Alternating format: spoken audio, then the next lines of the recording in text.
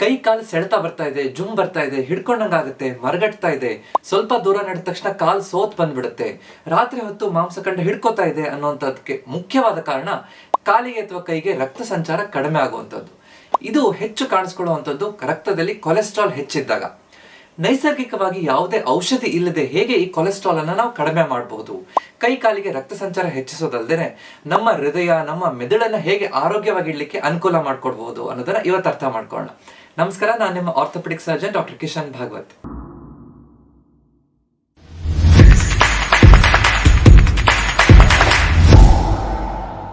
ನೈಸರ್ಗಿಕವಾಗಿ ಕೊಲೆಸ್ಟ್ರಾಲ್ ಅನ್ನು ಕಡಿಮೆ ಮಾಡಲಿಕ್ಕೆ ನಾನು 5 ಮುಖ್ಯವಾದ ಅಂಶಗಳನ್ನ ಹೇಳ್ಕೊಡ್ತಾ ಇದ್ದೀನಿ.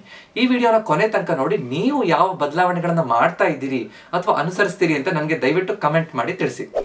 ಇತ್ತೀಚಿನ ದಿನಗಳಲ್ಲಿ ಬದಲಾಗ್ತಾ ಇರೋ ಜೀವನ ಶೈಲಿಯಿಂದ ನಾವು ಹೆಚ್ಚು ಎಣ್ಣೆ ಇರುವಂತಹ ಆಹಾರ, ಕರೆದಿರುವಂತಹ ಆಹಾರ, ಪ್ರಾಸೆಸ್ ಮಾಡಿರುವಂತಹ ಆಹಾರವನ್ನು ಹೆಚ್ಚು ತಿಂತಾ ಇದ್ದೀವಿ. ಅಷ್ಟರ ಜೊತೆಗೆ ನಾವು ಹೆಚ್ಚು ಫಿಸಿಕಲ್ ಆಕ್ಟಿವಿಟಿ ಮಾಡ್ತಾ ಇಲ್ಲ. ಅಂದ್ರೆ ನಾವು ಒಂದೇ ಕಡೆ ಕುತ್ಕೊಂಡೇ ಇರುವಂತಹ ಜೀವನ ಶೈಲಿಯನ್ನು ಅನುಭವಿಸ್ತಾ ಇದೀವಿ, ಅದನ್ನ ಅನುಸರಿಸ್ತಾ ಇದೀವಿ. ಈ ರೀತಿ ಮಾಡಿದಾಗ ನಮ್ಮ ದೇಹದಲ್ಲಿರುವಂತಹ LDL ಕೊಲೆಸ್ಟ್ರಾಲ್, ಕೆಟ್ಟ ಕೊಲೆಸ್ಟ್ರಾಲ್ ಹೆಚ್ಚಾಗ್ತಾ ಹೋಗುತ್ತೆ. ಆವಾಗ ಅದು ನಮ್ಮ ರಕ್ತನಾಳದ ಒಳಗಡೆ ಹೋಗಿ ಡೆಪಾಸಿಟ್ ಆಗಿ ಆ ರಕ್ತನಾಳದ ಕೆಪಾಸಿಟಿನ ಕಡಿಮೆ ಮಾಡ್ತಾ ಬರುತ್ತೆ. ಉದಾಹರಣೆಗೆ ಒಂದು ಪೈಪ್ ಇದೆ ಅಂತ ತಿಳ್ಕೊಳ್ಳಿ. ಆ ಪೈಪ್ ಒಳಗಡೆ ಕೊಳೆ ಅಥವಾ ಧೂಳು ಅಥವಾ ಒಂದು ಕಸ ಸಿಕ್ಕಾಕೊಳ್ತಾ ಇದೆ, ಸುತ್ತ ಅದು ಡೆಪಾಸಿಟ್ ಆಗ್ತಾ ಇದೆ ಅಂತ ಇದ್ದಾಗ ದಿನಕ್ಕೆ ಅದರ ಕೆಪಾಸಿಟಿ ಕಡಿಮೆ ಆಗ್ತಾ ಬರುತ್ತೆ. ಅದ್ರ ಒಳಗಡೆ ಎಷ್ಟು ನೀರು ಹೋಗುತ್ತೋ ಅದು ಕಡಿಮೆ ಆಗ್ತಾ ಬರುತ್ತೆ. ಅದೇ ರೀತಿ ನಮ್ಮ ರಕ್ತನಾಳದಲ್ಲಿ ಈ ಅಥೆರೋಸ್ಕ್ಲೆರೋಟಿಕ್ ಪ್ಲಾಕ್ ಅಂತ ಏನು ಹೋಗಿ ಕೊಲೆಸ್ಟ್ರಾಲ್ ಹೋಗಿ ಅಲ್ಲಿ ಡೆಪಾಸಿಟ್ ಆಗುತ್ತೋ, ರಕ್ತನಾಳದ ಒಳಗಡೆ ಎಷ್ಟು ರಕ್ತ ಹೋಗುತ್ತೋ ಅದರ ಪ್ರಮಾಣ ಕಡಿಮೆ ಆಗ್ತಾ ಬರುತ್ತೆ. ಅಷ್ಟಲ್ಲದೆ ಆ ರಕ್ತನಾಳದ ಹೊರಗಡೆ ಪದರ, ಬ್ಲಡ್ ವೆಸಲ್ ವಾಲ್ ಏನಿರುತ್ತೋ ಅದು ಟೈಟ್ ಆಗ್ತಾ ಬರುತ್ತೆ, ಗಟ್ಟಿ ಆಗ್ತಾ ಬರುತ್ತೆ. ಸೊ ಎಷ್ಟು ಹೆಚ್ಚು ರಕ್ತ ಹೋಗ್ಬೇಕು ಅಂತಂದ್ರೂ ಬ್ಲಡ್ ವೆಸಲ್ ದೊಡ್ಡ ಆಗೋದಿಲ್ಲ, ಅಂದ್ರೆ ಎಕ್ಸ್ಪ್ಯಾಂಡ್ ಆಗೋದಿಲ್ಲ, ಟೈಟ್ ಆಗ್ಬಿಡುತ್ತೆ. ಆವಾಗ ಸ್ವಲ್ಪ ದೂರ ನಡೆದ ತಕ್ಷಣ ನಮ್ಮ ಕಾಲಲ್ಲಿ ಜೋಮ್ ಬರೋದು, ಹಿಡ್ಕೊಂಡಂಗ ಆಗೋದು. ಯಾಕಂದ್ರೆ ಸ್ವಲ್ಪ ದೂರ ನಡೆದ ತಕ್ಷಣ ನಮ್ಮ ಮಾಂಸಖಂಡಗಳಿಗೆ ಹೆಚ್ಚು ರಕ್ತ ಸಂಚಾರ ಬೇಕು. ಅದು ರಕ್ತ ಸಂಚಾರ ಕಡಿಮೆ ಆಗ್ತಾ ಇದ್ದಾಗೆ ಮಾಂಸಖಂಡಗಳು ಕ್ರಾಂಪ್ಸ್ ಬಂದ್ಬಿಡುತ್ತೆ, ಅಲ್ಲಿ ನೋವು ಬರುತ್ತೆ. ನರಗಳಿಗೆ ರಕ್ತ ಸಂಚಾರ ಕಡಿಮೆ ಆಗುತ್ತೆ, ಜುಮ್ ಬರುತ್ತೆ, ಚುಚ್ಚಿದಾಗ ಆಗುತ್ತೆ, ಈ ರೀತಿ ತೊಂದರೆಗಳಾಗ್ತಾ ಹೋಗುತ್ತೆ. ಸ್ವಲ್ಪ ದೂರ ನಡೆದ ತಕ್ಷಣ ಕೈಕಾಲು ಭಾರ ಆಗುವಂಥದ್ದು, ತಂಪಾಗುವಂಥದ್ದು. ಅಂದ್ರೆ ಈ ನಾವು ಬೇರೆ ಕಡೆ ಎಲ್ಲಿ ಮುಟ್ಟಿದಾಗ ಚರ್ಮ ಎಷ್ಟು ಬೆಚ್ಚಗಿರುತ್ತೋ ನಮ್ಮ ಕೈ ತುದಿ, ಬೆರಳಿನ ತುದಿ, ಕಾಲಿನ ತುದಿ ಮುಟ್ಟಿದಾಗ ಅದು ತಂಪಾಗಿರುತ್ತೆ. ಅಂದ್ರೆ ಅಲ್ಲಿಗೆ ರಕ್ತ ಸಂಚಾರ ಕಡಿಮೆ ಆಗ್ತಾ ಇದೆ ಅಂತ. ಸೊ ರಾತ್ರಿ ನಿದ್ದೆ ಬರಲ್ಲ, ಚುಚ್ಚಿದಾಗ ಆಗುತ್ತೆ, ಈ ರೀತಿ ಹಲವಾರು ತೊಂದರೆಗಳು ಕಾಣಿಸ್ಕೊಳ್ಳುವಂಥದ್ದು. ಇದನ್ನ ಪೆರಿಫೆರಲ್ ಆರ್ಟೀರಿಯಲ್ ಡಿಸೀಸ್ ಅಂತ ಹೇಳ್ತೀವಿ. ಅಂದ್ರೆ ಕೈಗಳಿಗೆ, ಕಾಲಿಗೆ ರಕ್ತ ಸಂಚಾರ ಕಡಿಮೆ ಆದಾಗ ಆಗುವಂತಹ ತೊಂದರೆ ಅಂತ. ಈ ತರ ಆಗ್ತಾ ಇದೆ ಅಂತಂದ್ರೆ ಖಂಡಿತವಾಗಿ ಇದು ನಮ್ಮ ಹೃದಯದಲ್ಲಿರುವಂತಹ ರಕ್ತನಾಳದ ಒಳಗಡೆನೂ ಕೊಲೆಸ್ಟ್ರಾಲ್ ಪ್ರಮಾಣ ಅಲ್ಲಿ ಹೋಗಿ ಶೇಖರಣೆ ಆಗಿ ಮುಂದೆ ಹಾರ್ಟ್ ಅಟ್ಯಾಕ್ ಆಗುವಂತಹ ಸಾಧ್ಯತೆ ಹೆಚ್ಚಿರಬಹುದು. ಮೆದುಳು ಒಳಗಡೆ ಇರುವಂತಹ ರಕ್ತ ಸಂಚಾರ ತೊಂದರೆ ಆದಾಗ ಅಲ್ಲಿ ಸ್ಟ್ರೋಕ್ ಆಗುವಂತ ತೊಂದರೆ ಇರಬಹುದು, ಪಾರ್ಶ್ವವಾಯು ಆಗುವಂತ ತೊಂದರೆ ಇರ್ಬೋದು. ಸೊ ಈ ಎಲ್ಲ ತೊಂದರೆಗಳು ಒಟ್ಟಿಗೆ ಬರುವಂತದ್ದು. ಅದರ ಜೊತೆಗೆ ಇದು ಹೆಚ್ಚು ಡಯಾಬಿಟಿಸ್ ಇರೋರಿಗೆ ಕಾಣಿಸ್ಕೊಳ್ಳೋದು, ಹೆಚ್ಚು ಧೂಮಪಾನ ಮಾಡುವಂಥವ್ರಿಗೆ ಕಾಣಿಸ್ಕೊಳ್ಳುವಂಥದ್ದು, ಮಧ್ಯ ವಯಸ್ಸು ಅಥವಾ ವಯಸ್ಸಾದ ನಂತರ ಕಾಣಿಸ್ಕೊಳ್ಳುವಂಥದ್ದು. ಸೊ ಈ ವ್ಯಕ್ತಿಗಳಲ್ಲಿ ಬಹಳ ಚೆನ್ನಾಗಿ ಕೊಲೆಸ್ಟ್ರಾಲ್ ಅನ್ನ ಕರೆಕ್ಟ್ ಆಗಿ ಮೇಂಟೈನ್ ಮಾಡುವಂಥದ್ದು ಬಹಳ ಮುಖ್ಯ. ಅದನ್ನ ನಾವು ನೈಸರ್ಗಿಕವಾಗಿ ಹೇಗೆ ಮಾಡ್ಬೋದು ಅಂತ ಅರ್ಥ ಮಾಡ್ಕೊಳ್ಳೋಣ. ನಿಮ್ಮೆಲ್ಲರ ಅಡುಗೆ ಮನೆಯಲ್ಲೇ ನಮ್ಮ ಔಷಧಿ ಅಂಗಡಿ ಇದೆ ಅಂದ್ರೆ ನಮ್ಗೆ ಆಶ್ಚರ್ಯ ಆಗತ್ತಲ್ಲ. ಹೇಗೆ ಕೊಲೆಸ್ಟ್ರಾಲ್ ಅನ್ನ ಕಡಿಮೆ ಮಾಡಲಿಕ್ಕೆ ಆಹಾರದಿಂದ ಸಾಧ್ಯ, ಸಹಜವಾಗಿ ನೈಸರ್ಗಿಕವಾಗಿ ನಾವು ಉಪಯೋಗಿಸುವಂತಹ ಕೆಲವೊಂದು ಪದಾರ್ಥಗಳಿಂದ ಹೇಗೆ ಈ ಕೊಲೆಸ್ಟ್ರಾಲ್ ನ ಕಡಿಮೆ ಮಾಡಬಹುದು ಅಂತ ನೋಡ್ಕೊಳ್ಳೋಣ.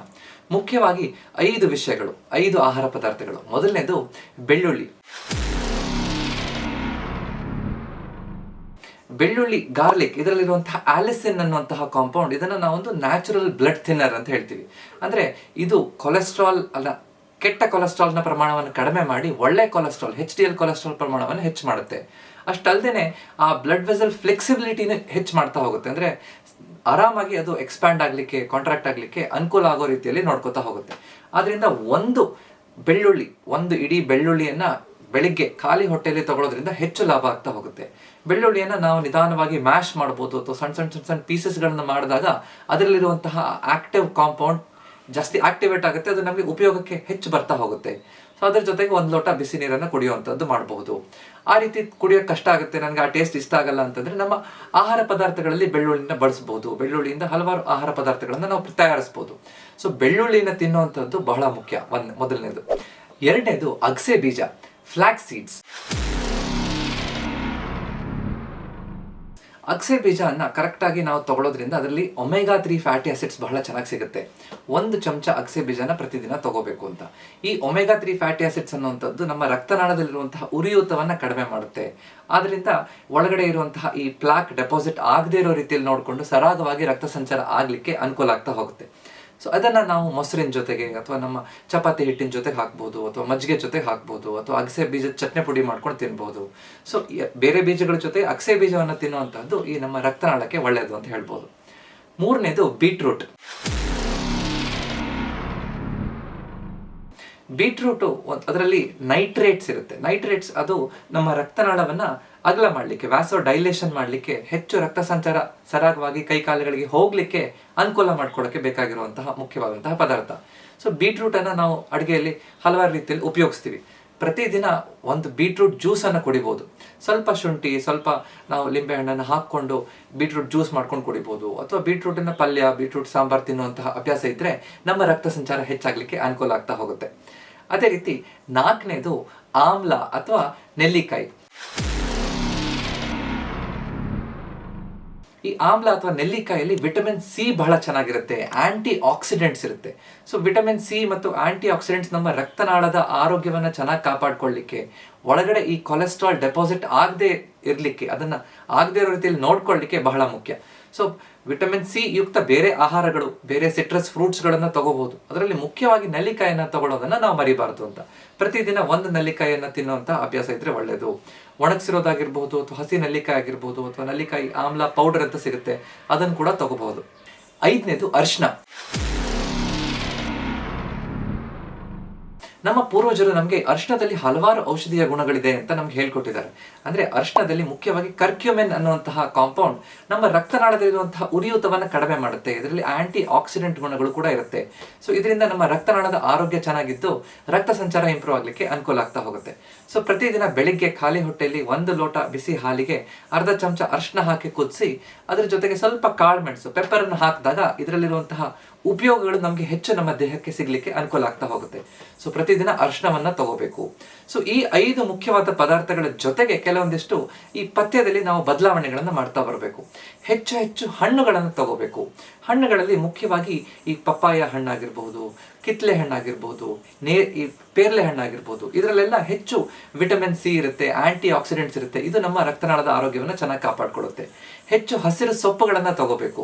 ಈ ಪಾಲಕ್ ಸೊಪ್ಪು, ಸಬ್ಬಸಿಗೆ ಸೊಪ್ಪು, ಈ ಹೆಚ್ಚು ಹಸಿರು ಸೊಪ್ಪುಗಳಲ್ಲಿ ಹೆಚ್ಚು ನೈಟ್ರೇಟ್ಸ್ ಇರುತ್ತೆ. ಅಂದರೆ ರಕ್ತನಾಳವನ್ನು ಅಗಲ ಮಾಡಿ ರಕ್ತ ಸಂಚಾರ ಇಂಪ್ರೂವ್ ಮಾಡಲಿಕ್ಕೆ, ಮತ್ತು ಆಂಟಿ ಆಕ್ಸಿಡೆಂಟ್ ಗುಣಗಳು ಕೂಡ ಇರುತ್ತೆ.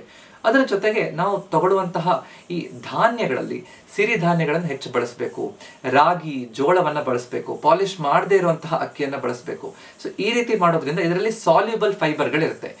ಈ ಸಿರಿಧಾನ್ಯಗಳಲ್ಲಿ ಅಥವಾ ಪಾಲಿಶ್ ಮಾಡದೇ ಇರುವಂತಹ ಅಕ್ಕಿಯಲ್ಲಿ ಇದರಲ್ಲಿ ಸಾಲ್ಯುಬಲ್ ಫೈಬರ್ ಇರೋದು ನಮ್ಮ ಕೊಲೆಸ್ಟ್ರಾಲಿನ ಪ್ರಮಾಣವನ್ನು ರಕ್ತದಲ್ಲಿ ಕಡಿಮೆ ಮಾಡಲಿಕ್ಕೆ ಅನುಕೂಲ ಆಗ್ತಾ ಹೋಗುತ್ತೆ. ಸೊ ಈ ರೀತಿಯಾದಂತಹ ಕೆಲವೊಂದು ಪಥ್ಯದಲ್ಲಿ ಬದಲಾವಣೆಗಳನ್ನು ಮಾಡಿಕೊಂಡು ಮುಖ್ಯವಾದ 5 ಆಹಾರ ಪದಾರ್ಥಗಳನ್ನು ನಾವು ಪ್ರತಿನಿತ್ಯ ನಮ್ಮ ಆಹಾರದಲ್ಲಿ ಅಳವಡಿಸ್ಕೊಂಡ್ರೆ ಖಂಡಿತವಾಗಿ ಕೊಲೆಸ್ಟ್ರಾಲ್ ಲೆವೆಲ್ ಅನ್ನ ನೈಸರ್ಗಿಕವಾಗಿ ನಾವು ಸ್ವಲ್ಪ ಪ್ರಮಾಣದಲ್ಲಿ ಕಂಟ್ರೋಲ್ ಮಾಡಿ ಇಟ್ಕೊಳ್ಳಿಕ್ಕೆ ಅನುಕೂಲ ಆಗುತ್ತೆ. ನಾವು ಕೊಲೆಸ್ಟ್ರಾಲ್ ಕಡಿಮೆ ಮಾಡಬೇಕು ಅಂದ್ರೆ ಕೇವಲ ಆಹಾರದಲ್ಲಿ ಬದಲಾವಣೆಗಳನ್ನು ಮಾಡ್ಕೊಂಡ್ರೆ ಅಷ್ಟೇ ಸಾಕಾಗೋದಿಲ್ಲ. ಅದರ ಜೊತೆಗೆ ನಾವು ಕೆಲವೊಂದು ವ್ಯಾಯಾಮಗಳನ್ನ ಮಾಡಬೇಕು, ಸರಿಯಾಗಿ ನೀರನ್ನ ಕುಡಿಬೇಕು, ಅದರ ಜೊತೆಗೆ ನಮ್ಮ ಮಾನಸಿಕ ಒತ್ತಡವನ್ನ ಕಡಿಮೆ ಮಾಡ್ಕೋಬೇಕು, ಮತ್ತು ಕಾಲ ಕಾಲಕ್ಕೆ ನಮ್ಮ ಕೊಲೆಸ್ಟ್ರಾಲ್ ಲೆವೆಲ್ ಅನ್ನ ಚೆಕ್ ಮಾಡ್ಕೋಬೇಕು. ಇದನ್ನೆಲ್ಲ ಹೇಗ್ ಮಾಡೋದು ಅಂತ ನೋಡೋಣ. ನಾವು ಕರೆಕ್ಟ್ ಆಗಿ ವ್ಯಾಯಾಮಗಳನ್ನ ಮಾಡಲೇಬೇಕು. ಸರಿಯಾಗಿ ಒಂದು ಇಂಜಿನ್ ಚೆನ್ನಾಗಿ ನಡೀತಾ ಇರಬೇಕು ಅಂದ್ರೆ ಅದು ಓಡ್ತಾ ಇರಬೇಕು. ಅವಾಗ ನಮ್ಮ ಇಡೀ ದೇಹಕ್ಕೆ ಸರಿಯಾಗಿ ಮಾಂಸಖಂಡಗಳಿಗೆ ಕೆಲಸ ಕೊಟ್ಟಾಗ, ನಾವು ಫಿಸಿಕಲ್ ಆಕ್ಟಿವಿಟಿ ಮಾಡಿದಾಗ ಆ ರಕ್ತನಾಳಗಳು ಕ್ಲೀನ್ ಆಗಿರುತ್ತೆ, ರಕ್ತನಾಳಗಳಲ್ಲಿ ಕರೆಕ್ಟ್ ಆಗಿ ಬ್ಲಡ್ ಫ್ಲೋ ಸರಿಯಾಗಿ ಆಗ್ತಾ ಇರುತ್ತೆ. ಕೊಲೆಸ್ಟ್ರಾಲ್ ಪ್ರಮಾಣವನ್ನ ಕಡಿಮೆ ಮಾಡ್ಕೋಬಹುದು. ಮುಖ್ಯವಾಗಿ ನನಗೆ ಕಾಲ್ಗಳಲ್ಲಿ ಜುಮ್ ಬರ್ತಾ ಇದೆ, ಸೆಳೆತ ಬರ್ತಾ ಇದೆ, ಕೈಗಳಲ್ಲಿ ಜುಮ್ ಬರ್ತಾ ಇದೆ ಅಂತಂದ್ರೆ ಈಸಿಯಾಗಿ ಮಾಡ್ಲಿಕ್ಕೆ ಆಗುವಂಥದ್ದು, ಎಲ್ಲರೂ ಮಾಡ್ಲಿಕ್ಕೆ ಆಗುವಂಥದ್ದು ವಾಕಿಂಗ್. ಪ್ರತಿದಿನ ಅರ್ಧ ಗಂಟೆ ಆದ್ರೂ ವಾಕಿಂಗ್ ಮಾಡೋದ್ರಿಂದ ನಮ್ಮ ಕಾಲ್ಗಳಿಗೆ ರಕ್ತ ಸಂಚಾರ ಚೆನ್ನಾಗಿರ್ಲಿಕ್ಕೆ ಅನುಕೂಲ ಆಗುತ್ತೆ.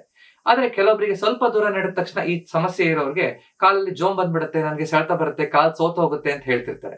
ಇಂಥವ್ರು ಗ್ರೇಡೆಡ್ ವಾಕಿಂಗ್ ಅಂತ ಹೇಳ್ತೀವಿ. ಅಂದ್ರೆ ಸ್ವಲ್ಪ ಕೂತ್ಕೊಳ್ಳಿಕ್ಕೆ ಜಾಗ ಇರೋ ತರ ಜಾಗದಲ್ಲಿ ಹೋದ್ರೆ, ಸ್ವಲ್ಪ ದೂರ ನಡೆದ ತಕ್ಷಣ ನನ್ಗೆ ಇನ್ನೇನ್ ಕಾಲ್ ನೋವು ಬರ್ತಿದೆ ಅಂತ ಹೇಳಿದ ತಕ್ಷಣ 1-2 ನಿಮಿಷ ಕೂತ್ಕೋಬೇಕು. ಸ್ವಲ್ಪ ಸುಧಾರಿಸ್ಕೊಂಡ ನಂತರ ಮತ್ತೆ ವಾಕಿಂಗ್ ಮಾಡ್ಬೇಕು.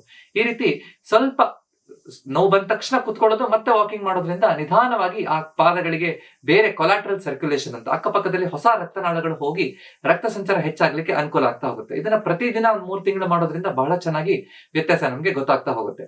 ವಾಕಿಂಗ್ ಅಷ್ಟೇ ಅಲ್ಲದೇನೆ ಮನೆಯಲ್ಲೇ ಬೆಳಗ್ಗೆ ಹೊತ್ತು ಆಂಕಲ್ ಪಂಪ್ಸ್ ಅಂತ ಮಾಡ್ಬೇಕು. ಬೆಳಗ್ಗೆ ಸಂಜೆ ಒಂದು 25ರಿಂದ 30 ಸಲ ನಮ್ಮ ಪಾದಗಳನ್ನ ನಾವೊಂದು ಹುಲಿಯೋ ಮಷೀನ್ ಅನ್ನ ಪ್ರೆಸ್ ಮಾಡಿದಾಗ ಹೇಗೆ ಮೂವ್ಮೆಂಟ್ ಮಾಡ್ತೀವೋ ಕಾಲನ್ನ, ಆ ರೀತಿ ಆಂಕಲ್ ಪಂಪ್ಸ್ ಅನ್ನ ಬೆಳಿಗ್ಗೆ ಒಂದು 25ರಿಂದ 30 ಸಲ, ಸಂಜೆ ಒಂದು 25ರಿಂದ 30 ಸಲ ಮಾಡಬಹುದು. ಫುಟ್ ರೊಟೇಷನ್ ಎಕ್ಸರ್ಸೈಸ್, ಪಾದಗಳನ್ನ ಕ್ಲಾಕ್ ವೈಸ್ ಮತ್ತು ಆಂಟಿ ಕ್ಲಾಕ್ ವೈಸ್ 8ರಿಂದ 10 ಸಲ ರೊಟೇಟ್ ಮಾಡುವಂತದ್ದು. ಈ ರೀತಿ ಮಾಡೋದ್ರಿಂದ ಕೂಡ ನಮ್ಮ ಪಾದಗಳಿಗೆ ರಕ್ತ ಸಂಚಾರ ಆಗುತ್ತೆ. ಅದೇ ರೀತಿ ಕೈಗಳನ್ನ ಒಂದು ಸ್ಪಂಜ್ ಬಾಲ್ ಹಿಡ್ಕೊಂಡು ಕೈಯನ್ನ ಒತ್ತೋದು, ಕೈ ರೊಟೇಷನ್ ಮೂವ್ಮೆಂಟ್ ಅನ್ನ ಮಾಡೋದು, ನಮ್ಮ ಆರ್ಮ್ ಸರ್ಕಲ್ ಮೂವ್ಮೆಂಟ್ ಮಾಡೋದು. ಈ ರೀತಿ ಮಾಡೋದ್ರಿಂದ ನಮ್ಮ ಕೈಗಳಿಗೆ ಕಾಲ್ಗಳಿಗೆ ರಕ್ತ ಸಂಚಾರ ಹೆಚ್ಚಾಗ್ಲಿಕ್ಕೆ ಅನುಕೂಲ ಆಗ್ತಾ ಹೋಗುತ್ತೆ. ಆದ್ರೆ ಪ್ರತಿದಿನ ಮಾಡುವಂತದ್ದು ಮುಖ್ಯ. ಒಂದ್ 4 ದಿನ ಮಾಡ್ತೀನಿ ಮತ್ತೊಂದು 10 ದಿನ ಬಿಡ್ತೀನಿ ಅಂತಂದ್ರೆ ಹೆಚ್ಚು ಉಪಯೋಗ ಆಗೋದಿಲ್ಲ. ಕನ್ಸಿಸ್ಟೆನ್ಸಿ ಬಹಳ ಮುಖ್ಯ. ಇದನ್ನ ಸರಿಯಾಗಿ ಅರ್ಥ ಮಾಡ್ಕೋಬೇಕು. ನಂತರ ನೀರನ್ನ ಚೆನ್ನಾಗಿ ಕುಡಿಬೇಕು. ರಕ್ತ ಅನ್ನೋದು 90% ನೀರೇ ಇರುತ್ತೆ ರಕ್ತದಲ್ಲಿ.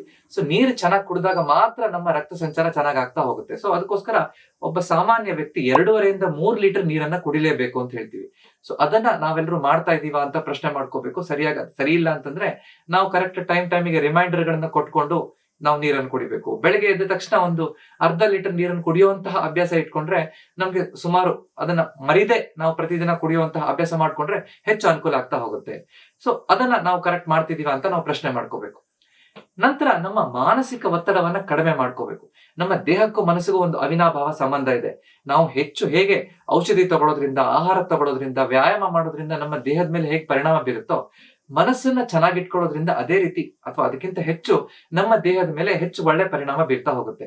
ಚೆನ್ನಾಗಿ ನಾವು ಮಾನಸಿಕ ಸ್ಥಿತಿಯನ್ನು ಸರಿಯಾಗಿ ಇಟ್ಕೊಂಡು ಮಾನಸಿಕ ಒತ್ತಡವನ್ನ ಕಡಿಮೆ ಇಟ್ಟಾಗ ನಮ್ಮ BP ಸರಿಯಾಗಿರುತ್ತೆ, ನಮ್ಮ ಹೃದಯ ಚೆನ್ನಾಗಿರುತ್ತೆ, ನಮ್ಮ ರಕ್ತನಾಳಗಳು ಆರೋಗ್ಯವಾಗಿ ಖುಷಿಯಿಂದ ರಕ್ತ ಸಂಚಾರ ಇಡೀ ದೇಹಕ್ಕೆ ಕೊಡ್ಲಿಕ್ಕೆ ಅನುಕೂಲ ಆಗ್ತಾ ಹೋಗುತ್ತೆ. ಸೊ ಮಾನಸಿಕ ಒತ್ತಡವನ್ನ ಕಡಿಮೆ ಮಾಡ್ಬೇಕು ಅಂದ್ರೆ ಏನೇನ್ ಮಾಡ್ಬೋದು? ನಾವು ನಿಧಾನವಾಗಿ ಪ್ರಾಣಾಯಾಮ ಮಾಡುವಂತದ್ದು, ಬ್ರೀದಿಂಗ್ ಎಕ್ಸರ್ಸೈಸ್ ಮಾಡುವಂತದ್ದು, ಧ್ಯಾನ ಮಾಡುವಂತಹದ್ದು, ನಮ್ಗೆ ಇಷ್ಟ ಆಗಿರುವಂತಹ ಒಂದು ಕಾಮಿಂಗ್ ಮ್ಯೂಸಿಕ್, ಸೂದಿಂಗ್ ಮ್ಯೂಸಿಕ್ ಅಥವಾ ಈ ಸಂಗೀತವನ್ನ ಕೇಳುವಂತಹದ್ದು, ಅಥವಾ ಭಜನೆಯಲ್ಲಿ ಪಾಲ್ಗೊಳ್ಳುವಂತಹದ್ದು, ಹಾಡು ಹೇಳುವಂತಹದ್ದು, ಅಥವಾ ನಾವು ನಮ್ಮ ಜೊತೆ ನಮ್ಮ ಮನೆಯವರು, ಕುಟುಂಬದವರು ಅವ್ರ ಜೊತೆ ಹೋಗಿ ವಾಕಿಂಗ್ ಮಾಡಿ ಅವ್ರ ಜೊತೆ ನಾವು ಸೋಷಿಯಲೈಸ್ ಮಾಡುವಂಥದ್ದು. ಈ ರೀತಿಯಾದಂತಹ ಕೆಲವೊಂದು ಚಟುವಟಿಕೆಗಳಲ್ಲಿ ನಮ್ಮನ್ನ ತೊಡಗಿಸ್ಕೊಂಡ್ರೆ ನಮ್ಮ ಮನಸ್ಸು ಖುಷಿಯಾಗಿರುತ್ತೆ. ಅವಾಗ ನಮ್ಮ BP ಕಡಿಮೆ ಆಗಿ ನಮ್ಮ ಹೃದಯ ಚೆನ್ನಾಗಿ ಆರೋಗ್ಯವಾಗಿ ನಾವು ದೀರ್ಘ ಆಯುಷ್ಯ ಇರ್ಲಿಕ್ಕೆ, ಚೆನ್ನಾಗಿ ಆರೋಗ್ಯವಾಗಿರ್ಲಿಕ್ಕೆ ಅನುಕೂಲ ಆಗ್ತಾ ಹೋಗುತ್ತೆ. ಇದನ್ನ ನಾವು ಸರಿಯಾಗಿ ಅರ್ಥ ಮಾಡ್ಕೋಬೇಕು. ಇದೆಲ್ಲ ಮಾಡಿದ್ರ ಜೊತೆಗೆ ನಾವು ಬಹಳ ಕಾಲಕ್ಕೆ ಸರಿಯಾಗಿ ನಮ್ಮ ದೇಹದಲ್ಲಿ ಈ ಕೊಲೆಸ್ಟ್ರಾಲ್ ಅಂಶ ಎಷ್ಟಿದೆ ಅನ್ನೋದನ್ನ ಸರಿಯಾಗಿ ಟೆಸ್ಟ್ ಮಾಡ್ಕೊಂಡು ನೋಡ್ಕೋಬೇಕು. ಲಿಪಿಡ್ ಪ್ರೊಫೈಲ್ ಅಂತ ಹೇಳ್ತೀವಿ. ಅದರಲ್ಲೂ ಫಾಸ್ಟಿಂಗ್ ಲಿಪಿಡ್ ಪ್ರೊಫೈಲ್, ಖಾಲಿ ಹೊಟ್ಟೆಯಲ್ಲಿ ರಕ್ತದಲ್ಲಿ ಇರುವಂತಹ ಈ ಕೊಲೆಸ್ಟ್ರಾಲ್ ಪ್ರಮಾಣ ಎಷ್ಟಿದೆ, LDL ಕೊಲೆಸ್ಟ್ರಾಲ್ ಎಷ್ಟಿದೆ, ಈ HDL ಕೊಲೆಸ್ಟ್ರಾಲ್ ಎಷ್ಟಿದೆ, ಟ್ರೈಗ್ಲಿಸರೈಡ್ ಎಷ್ಟಿದೆ ಅನ್ನೋದ್ರ ಮೇಲೆ ನಮ್ಮ ದೇಹದಲ್ಲಿ ಕೊಲೆಸ್ಟ್ರಾಲ್ ಸಮಸ್ಯೆ ಹೆಚ್ಚಿದೆಯಾ, ಅದಕ್ಕೆ ನಾವು ಈ ನೈಸರ್ಗಿಕವಾಗಿ ಮಾಡುವಂತಹ ವಿಧಾನಗಳು ಏನಿದೆಯೋ ಆಹಾರದಲ್ಲಿ, ವ್ಯಾಯಾಮದಲ್ಲಿ ಬದಲಾವಣೆ ಮಾಡಿದ್ರೂ ಕೂಡ ಹೆಚ್ಚಿದೆ ಅಂತಂದ್ರೆ ಅದಕ್ಕೆ ತಕ್ಕ ಮಾತ್ರೆಗಳನ್ನ ಕರೆಕ್ಟ್ ಆಗಿ ವೈದ್ಯರು ಕೊಡ್ತಾರೆ. ಸೊ 40 ವರ್ಷದ ಮೇಲ್ಪಟ್ಟವರು 6 ತಿಂಗಳಿಗೊಮ್ಮೆ ಆದ್ರೂ ಇದನ್ನ ಟೆಸ್ಟ್ ಅನ್ನು ಮಾಡಿಸೋದ್ರಿಂದ ನಮ್ಮ ದೇಹ ಆರೋಗ್ಯವಾಗಿದೆಯಾ, ನನಗೆ ಹಾರ್ಟ್ ಅಟ್ಯಾಕ್ ಆಗುವಂತ, ಸ್ಟ್ರೋಕ್ ಆಗುವಂತ ಸಮಸ್ಯೆ, ಈ ಪೆರಿಫೆರಲ್ ಆರ್ಟೀರಿಯಲ್ ಡಿಸೀಸ್ ಆಗುವಂತ ಸಮಸ್ಯೆಯನ್ನ ನಾನು ಅದರಿಂದ ಬಚಾವ್ ಆಗಬಹುದಾ, ಅದನ್ನ ತಡೆಗಟ್ಟಬಹುದಾ ಅನ್ನೋದನ್ನ ಸರಿಯಾಗಿ ನೋಡ್ಕೊಳ್ಳಿಕ್ಕೆ ಅನುಕೂಲ ಆಗ್ತಾ ಹೋಗುತ್ತೆ. ಅದಷ್ಟು ಅಲ್ಲದೇನೆ ನನಗೆ ಈ ರೀತಿ ಸಮಸ್ಯೆ ಇದೆ ಅಂತ ಇದ್ದಾಗ ಹೆಚ್ಚು ಈ BP ಸಮಸ್ಯೆ ಇದೆಯಾ, ಬ್ಲಡ್ ಶುಗರ್, ಡಯಾಬಿಟಿಸ್ ಸಮಸ್ಯೆ ಇದೆಯಾ, ಅದಿದ್ರೆ ಅದನ್ನ ಸರಿಯಾಗಿ ಇಟ್ಕೊಳ್ಳುವಂಥದ್ದು ಬಹಳ ಮುಖ್ಯ.